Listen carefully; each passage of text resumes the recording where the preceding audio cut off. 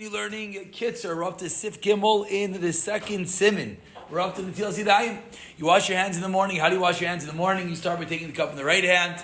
And it's fascinating. I'm sure everyone has done this a million times, but it's incredible when you read inside how he's telling every Jew, you take it with your right hand, you pass it to your left hand, you pour it on your right hand, and back and forth, 3 times alternating. You should wash until your wrist, optimally. If you can't, your fingers are enough. And now he says 2 more things you're supposed to do with water in the morning.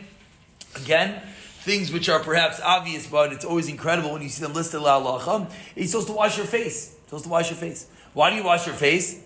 Quotes a pasuk in Bereshis. Because man was created, B'Tselem Elikim. You're created in the image of God, and therefore every morning, when you wake up, you wash off your face. What else do you do with water? You rinse out your mouth. Why do you rinse out your mouth? Because you're about to say the Shem Hashem, you're about to say the name Hashem, and therefore, you want to make sure your mouth is clean. You don't want to have any of the wonderful, whatever word you want to call it, stuff from your mouth from over the night. You should dry your hands, and then you should dry your face as well. Very interesting. On the bottom over here in the article one, they point out from the Mishnah Berurah that why you drying your hands? Because that is the end of the washing process. That it's not considered that you finished washing your hands until you dry them. Then we continue over here in Sif Dalid, and the Kitzur speaks about where are you supposed to wash your hands? We mentioned this yesterday. The water is tameh, and therefore you don't want the water to be in a place. We didn't really have this issue, so we put it in a sink. Back Siman Chazal, you wouldn't throw it on the floor. You don't want people to be walking on it.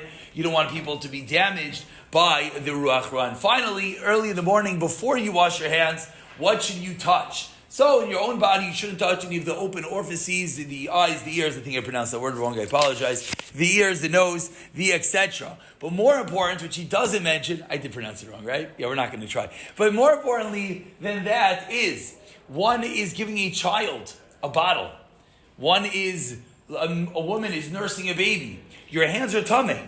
If your hands, says the Kitzur, says the Shulchan Aruch, if you put it inside one's mouth, it can damage your mouth. You certainly don't want to be putting them in the child's mouth. You certainly don't want to be touching food, as it can make that food tameh, which is really what he continues going on to explain. So we'll end off with, he doesn't talk about this over here, is what does a woman do if she's nursing and she doesn't want to go wash her hands? But she's going to be touching the baby, she might be touching herself, she might be touching the baby's mouth. What should she do? So it does mention over here in the next halacha is what you need for the netilas yadaim in the morning. Lechatchila, you need water. You need a kli, a cup, and you need to pour it with your hands. All the halachas of regular netilas yadayim. However, if one does not have the above, then one is allowed to just wipe off their hands. So in an optimal situation, one would not be doing that. But let's say a woman who is nursing, similarly, let's say a pregnant woman in the middle of the night, she wants to drink, and if she has to get up and she has to go all the way to the bathroom to wash her hands, it's just not going to happen.